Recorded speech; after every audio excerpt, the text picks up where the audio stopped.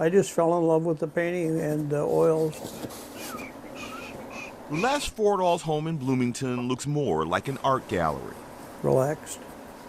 And it puts me in a place like somebody reading a good book and zoning out from the world, you know. Most of the paintings that hang on the walls are the retired postal workers' interpretations of the land of 10,000 lakes. Oh, I just like the variety of it. But some of his most meaningful masterpieces are examples of the art of war. These are mostly fire-based pastel, but here's a village along the river in the Song-Saigon River. History is something Fordahl knows all about. He started sketching when he was 8 years old and completed his first commissioned painting as a teenager. When he joined the Army Security Agency in 1967, he would draw at night to relax after training. Some of his superiors noticed his artistic abilities and enlisted him to paint a couple of murals, which led to him becoming an Army draftsman and eventually a combat artist in Vietnam. I was just following orders.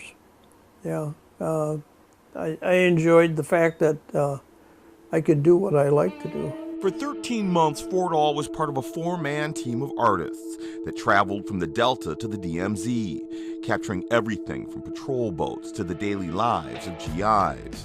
Fordahl spent most of his time on military bases, taking pictures or drawing sketches of anything that caught his eye, with plans to turn them into paintings when he had the time.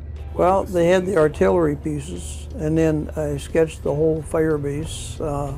I did the landing strip for the choppers. The underground bunkers, I sketched the tunnels where you sleep in. One picture I did of the skeleton, a skull on the front of a truck.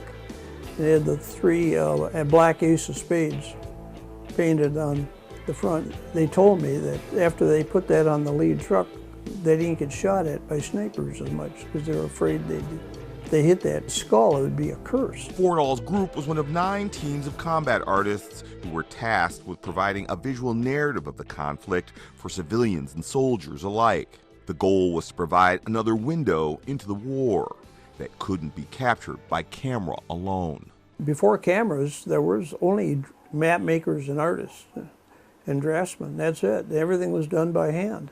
So the military services have simply kept on the tradition in order to document that history. By the time Fordahl left Southeast Asia, he had finished 131 sketches and 5 paintings, many of which are now in the Library of Congress as part of the Veterans History Project. 2 of his other paintings hang in the Vietnam Veterans National Museum of Art. I feel good. It's something unique. I didn't know till after I got back it was worth all the pain and suffering. Fordahl still paints and sketches a couple of hours each day and volunteers for various causes, like raising money for a veterans memorial in Bloomington. But expressing the essence and spirit of war has left a lasting impression on him, and he hopes his body of work will help illustrate a turbulent time for generations to come. I'm very proud of it. It's a unique position. It's kind of being a member of a select group. We can say we did it, we were there, and we've contributed something before we leave this earth. For Maury Stories, Maury Glover, Fox 9.